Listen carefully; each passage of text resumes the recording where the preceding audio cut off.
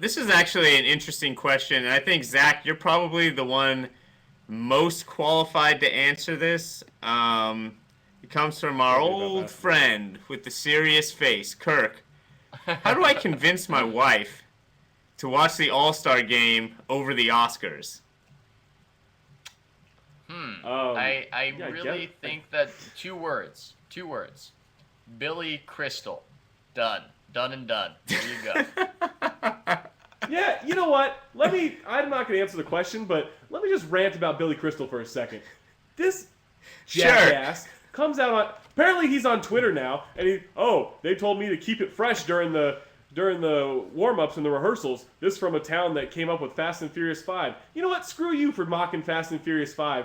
You made City Slickers 2, which was awful. You want to talk about awful sequels in franchises? City Slickers 2, The Search for Curly's Gold, was one of the worst movies I've ever seen. And I don't appreciate him mocking something that his town does when he's doing it himself. How about that?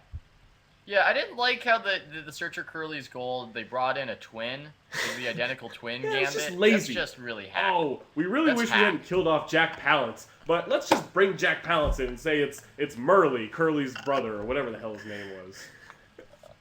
So I hope that answers This your is a question, joke. Kirk. But the other thing you could do is go to a bar on a Sunday night, and that probably has its own dangers. But that's what I would recommend. I say surrender the TV, go to a friend's house, go somewhere else, unless she wants you to watch the Oscars with her, which I think is some sort of cruel punishment for the reasons that's we asking too described. much. Yeah.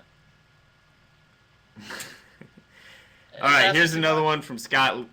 It's from Scott Leedy. Is that too much? Speaking of pandering, we need a reality TV show where Bacon, Chloe, and Rubio all compete for Zach's affections. Oh God. Zach, could you handle it? That's how you compete. Oh no, that's why I'm all for it. Has it just been like? That's all Has it just been adorable overload as a Wolves fan, dealing with that Ricky Rubio gif of him dancing and like God. that song that I you linked can't- today with them all singing Close the Backstreet. tab. I can't close the tab. I've been looking at it for like 13 straight hours. I can't close it. I'm never gonna close it. It's the greatest little moving picture I've ever seen. Even better than Summer Catch. It's really one of the dance it's his excitement is so genuine and it's so goofy. I don't know how if he was in, can you imagine, I'm happy for Rubio that he's in Minnesota, but if you can imagine him in a market where people actually watched him nationally, If he was he in would New be York, such it would an be incredible sensation. He really would. And watching him, there was a moment last night where he was trying to draw fouls on like 3 straight plays and just put up horrible shots and turned the ball over. He was really forcing the action. And he screamed at the top of his lungs at the ref. And there's no way he'll ever get a technical foul because it was the most adorable thing you can imagine. It was like watching was like like a Pikachu. puppy trying to grab a treat from his owner or something. It was awesome. Yeah, he that's a great way of describing it. He's just like the ref is gonna look at him and just be like, "Oh you, oh you." He's gonna start swearing at him in Spanish. You're like, that's really a lovely language. Oh, who's a good Great. Rubio?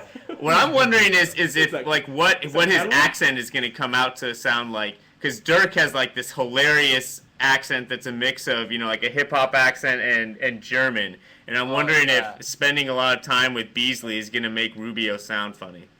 His accent right now is pretty funny. I remember that on draft night, he had that very awkward conversation with David Kahn that I had the pleasure of being in the room for, and he just sounded very, very shy, and it was I hear Al Jefferson is good, just very meek. So I would love for that to be infused with some hip hop lingo that all the kids are using. I think that The thing I think that would be a is good way to you go. can't even notice his accent because if you're talking to him face to face, his eyes are captivating, and I don't even mean that in a creepy way. Now it's getting weird. It's just his eyelashes and his eyes just draw you in like you would not imagine. I don't even listen to what he's saying because I just get distracted. It's weird. It's hypnotic in a way Beckley, that you've I had this can't comment imagine. about Chris Paul. Chris Paul is Chris Paul's got good transfixing. eyes, Oh, too. Chris Paul has like he has very light eyes. I was struck by in person. All right, let's maybe move this conversation. Not that this isn't an important topic. Best eyes in the NBA. I mean, I'm sure we could devote a whole a whole Michael Beasley's got podcast really or nice eyes, a too. whole video cast to it. But this is actually an interesting question, and I'm not sure. This is probably something we should talk to our second guest, Mike Procopio, about. But what does Griffin need to do to fix his jumper? And one of the things I would say is he just needs to shoot it with some confidence.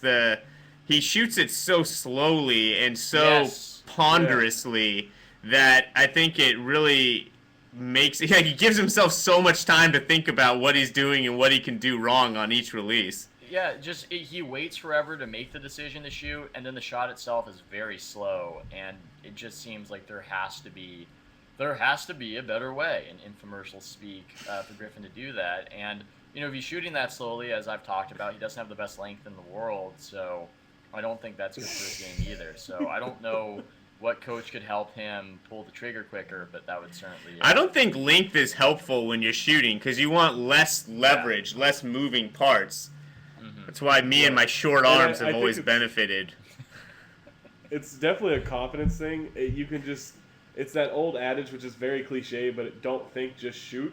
I mean, if he just caught the ball, saw the space, and took the shot, I think you would see a better success rate because he's not taking the time to think, oh, with my arm in the right place, am I going to release it high enough? I hope this one doesn't clank off back iron. I hope Dad just under the boards to get this. Hope one. this it's this just one too finds much the thinking. rim.